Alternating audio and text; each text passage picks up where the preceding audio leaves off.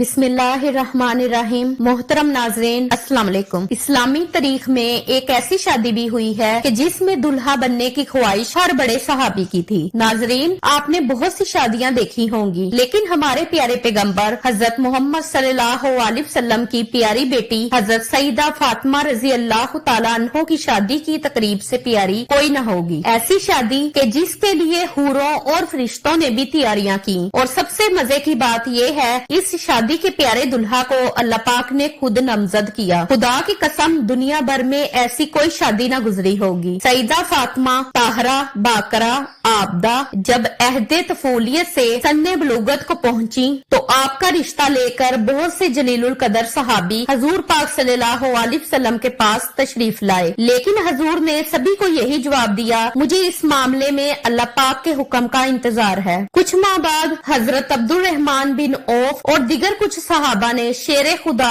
حضرت علی کو مشورہ دیا کہ اے علی، اب آپ بھی جائیں، سب کو انکار ہو چکا ہے، لیکن جو آپ کی نسبت نبی پاک کے ساتھ ہے وہ کسی اور کی نہیں تھی۔ حضرت علی رضی اللہ تعالیٰ عنہ رسول اللہ صلی اللہ علیہ وسلم کی خدمت میں گئے کہ اتنی دیر میں اللہ کے محبوب نے فرمایا، اے علی، آج تمہارا آنا فاطمہ کے رشتے کے لیے ہے۔ تو حضرت علی نظریں جھکا کر فرمانے لگے، جی یا رسول اللہ صلی اللہ علیہ وسلم۔ حضور علیہ الصلوۃ والسلام نے فرمایا کہ مجھے جبرائیل نے پہلے ہی خبر دے دی ہے۔ آپ صلی اللہ علیہ وسلم نے ان کی درخواست قبول فرمائی اور ارشاد فرمایا، اے علی، گھریلو ضروریات کی کوئی چیز تمہارے پاس ہے جسے تم وسیلہ بناؤ؟ حضرت علی نے فرمایا، میرے پاس ایک تلوار، ایک اونٹ اور ایک زرہ ہے۔ حضور صلی اللہ علیہ وسلم نے فرمایا، تلوار کی تمہیں ضرورت ہے، ہر وقت جہاد کے لیے تیار رہتے ہو، اور اونٹ تمہاری سواری کے لیے ہے، وہ بھی ضروری ہے۔ میں تیری طرف سے زرہ پر اکتفا کرتا ہوں، اور اے علی، تجھے بشارت ہو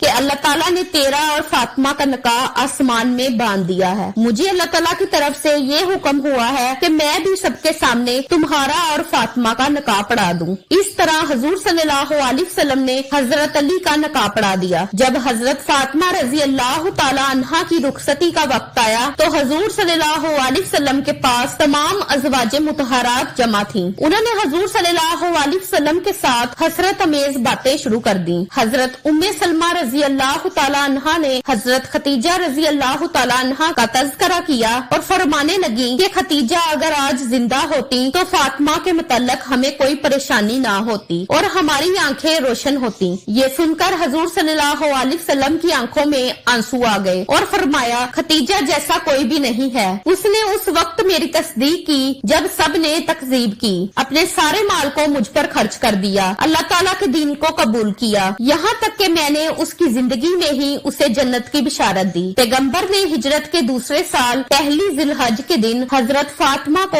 سیدنا علی کے گھر بھیجا، اس لیے شادی اور نکاح کے درمیان تقریباً 10 مہینے کا فاصلہ تھا۔ شاید نکاح کا سیگا جلدی پڑنے کی وجہ یہ تھی کہ دوسرے رشتے مانگنے والے لوگوں کے لیے جواب واضح ہو جائے، اور شادی کی دیر کرنے کی وجہ یہ تھی کہ فاطمہ جسمانی رشد و نما کے لحاظ سے بہتر ہو جائیں۔ خاتون جنت کا جہیز، آقائے نامدار مدنی تاجدار، رسول ذی وقار، دونوں عالم کے مالک و مختار، حبیب کردگار صلی اللہ علیہ وسلم نے شہزادی اسلام حضرت بی بی فاطمہ رضی اللہ تعالیٰ عنہا کو جہیز میں جو سامان دیا اس کی فہرست یہ ہے: ایک کملی چادر، بان کی ایک چارپائی، چمڑے کا گدا جس میں روئی کی جگہ کھجور کی چھال بری ہوئی تھی، ایک چھاگل، ایک مشک، 2 چکیاں، 2 مٹی کے گھڑے۔ حضرت علی حضرت ام ایمن کے ساتھ رسول اللہ صلی اللہ علیہ وسلم کی خدمت میں حاضر ہوئے۔ حضرت علی فرماتے ہیں کہ حضور صلی اللہ علیہ وسلم نے مجھ سے پوچھا، کیا تم زوجہ کے ساتھ رہنا چاہتے ہو؟ میں نے عرض کی، جی یا رسول اللہ۔ آپ صلی اللہ علیہ وسلم نے ارشاد فرمایا، بڑی محبت و عزت سے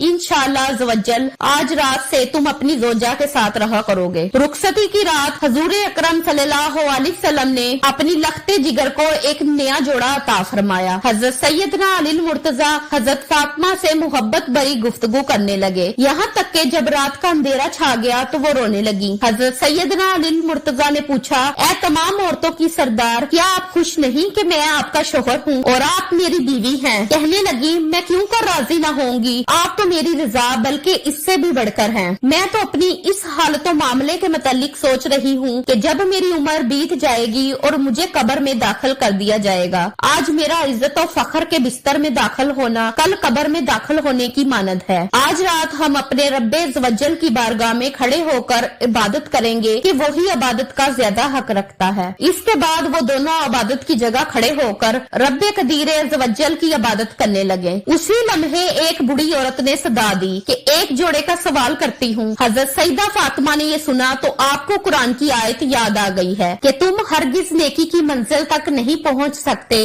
जब तक कि अपनी महबूब चीजों में से राहे खुदा में इंफाक ना करो। आपने शब्बे ज़फाफ में ही अपना शादी वाला जोड़ा जो हुजूर सल्लल्लाहु अलैहि वसल्लम ने उन्हें दिया था उस बुढ़िया साइल को दे दिया। अल्लाह अकबर। चुनाचा हक के ज़ौजियत अदा करने से पहले इब्तिदाई 3 दिन इन दोनों मुकद्दस हस्तियों ने दिन रोजे में और रात इबादत इलाही में बसर किए। शादी के कुछ ही अरसे बाद नबी पाक हजरत फातिमा रजी अल्लाह तआला अन्हो की जुदाई और दूरी की वजह से परेशान रहने लगे। इसलिए सोचा कि बेटी और दामाद को घर में ही जगह दे दी जाए। हजरत हारिस बिन नुमान रजी अल्लाह तआला अन्हो जो कि जलीलुल कदर सहाबी थे, जब उनको इस बात का पता चला तो हजूर सल्लल्लाहु अलैहि वसल्लम के पास आए और कहा कि मेरा जो घर आपके साथ है वो आप ले ले। हजूर सल्लल्लाहु अलैहि वसल्लम फरमाने लगे अल्लाह तुम्हें इसका अजर दे। इस तरह से हजरत अली और हजरत फातिमा रसूल खुदा सल्लल्लाहु अलैहि वसल्लम के हमसाए बन गए। उम्मीद करती हूँ कि आपको हमारी वीडियो अच्छी लगी होगी। अगर आपको हमारी वीडियो अच्छी लगी है तो हमारी वीडियो को लाइक करें और मजीद ऐसी वीडियो को देखने के लिए हमारे चैनल को सब्सक्राइब करें। मिलते हैं नेक्स्ट वीडियो में। अल्लाह हाफिज।